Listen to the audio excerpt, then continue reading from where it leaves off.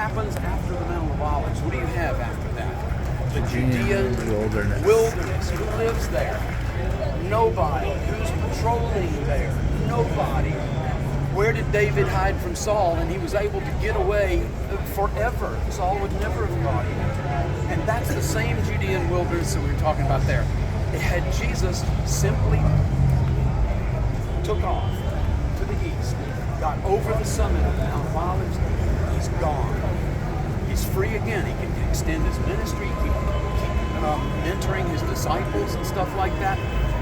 But now we come to a point where there is this divine intention. There's this, he says in John very clearly, my hour has now arrived, or my hour is now come. You know that language, the Gospels, right? So he's been for three and a half years doing Galilee, doing Perea, doing Philip's territory up in Caesarea Philippi. He's been in Samaria. He's been going all over the place. And many times when something will heat up, like when John was arrested, what does he do? He goes to Galilee. He gets out of town to let things die down and to not have people identifying him with, oh, he's connected with that. So he's done this for 3.5 years and extended that ministry period for three and a half years. Now is no longer time to get out of Dodge, to cut and run. Now he has this decision. He has prayed in the garden, Father, if it be your will, let this cup, I just did a video on the cup.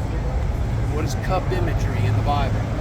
Let this, actually I didn't do a video, it was videoed at a church in South Carolina. So it's online. It's Victory Christian Center. And they did a whole teaching on all the way through the Bible, this imagery of the cup. Let this cup pass from me. Nevertheless, not my will, but yours be done.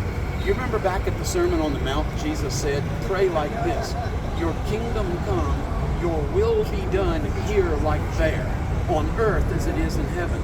The longer version of that prayer shows up in rabbinic literature. It says, may we who live here on this earth do your will like the angels in heaven are doing your will.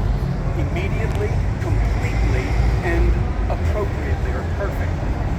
And so this is a condensation. Jesus' prayer in Matthew there, we call it the Lord's Prayer. It's actually a very rabbinic prayer that has components all through rabbinic literature. May your kingdom come and may your will be done in my life like it's being done perfectly by the heavenly angels. All right, so he said, nevertheless, not my will, but yours be done. He taught it in Galilee. He's living it out here at the Garden of Gethsemane. See how this works? His words match his life. And that's when our witness becomes the most powerful, is when our words match our walk. So, on that, back to the garden. Jesus has prayed that prayer, and he's evidently concluded that, I guess it's not your will. God spoke to him.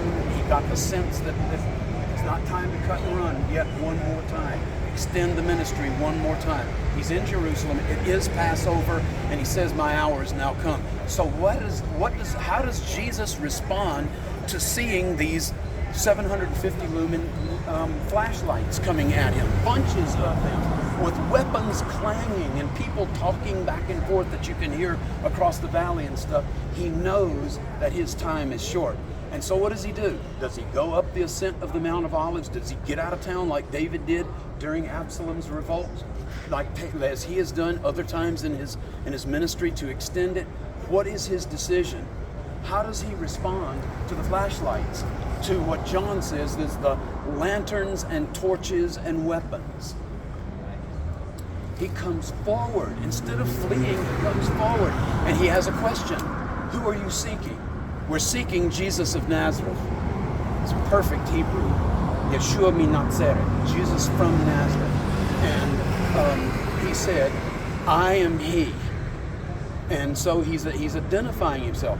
He doesn't make them go through everybody's identity card or search every campfire up here, because the Mount of Olives is full of pilgrims at this time. They're here because it's the feast of Passover. It's springtime, kind of like this time just a month or so earlier. And he doesn't make them run him down. He's not caught hiding behind an olive tree. He's not trying to integrate with some other family or other group that's come from Galilee and sitting around warming himself in the evening, cool of the evening by their campfire. He identifies himself. He says, here I am, let's rock and roll. It's time to do this.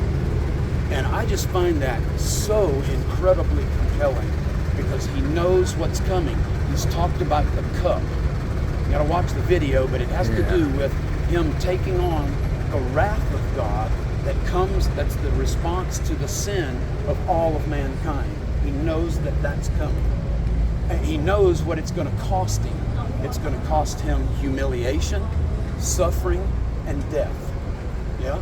All of that. He's got this hologram. He knows what's coming. He's seen this all his life. Jewish crucifixion victims. He knows what it looks like.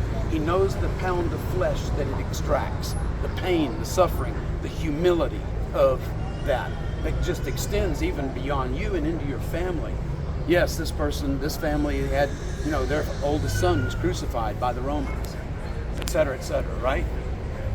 So he doesn't cut and run. He faces the music and he says, no, I did do a video. I did it in Georgetown, South Carolina, but I came back and I did a video. I shot a video with Colin and his minions. So it is online. It's at Wave Nunnally YouTube, Wave Nunnally Facebook. What does the cup mean? And so he voluntarily gives up his life.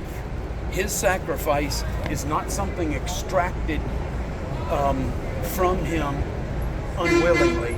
He is a voluntary, substitutionary. He took our place. This is our penalty. This is what we deserve. He took our place for that. And so I just want to ask you one simple question. We put it in context. We've talked about a bunch of Bible passages, but I want to ask you one simple question.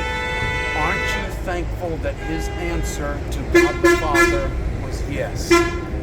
I'll stay and face the music. I will be the sacrifice in place of Diana Fortner, of Pastor Doug. I'll stand in the place of, and I'll take the penalty for the sin of Joanne, of Wave Nunnally, of Ken, of whoever. Are you thankful for that? I am mega thankful appreciative of that. Greater love has no man than this, that he laid down his life for his friends. So he doesn't just talk about it. He signs it in his own blood. He does it. He's willing to take that on. All the pain, all the humiliation, the suffering and the death. He's willing to do that. He's willing to do that for me. Boy, does that speak volumes about the love of God. I have a good friend. He was in my Sunday school class for a long time. You may know him, may know his name. His name is John Ashcroft, former Attorney General of the entire United States. He said to me one day after Sunday school, he said, Wave, you know what the biggest difference is between Christianity and Islam?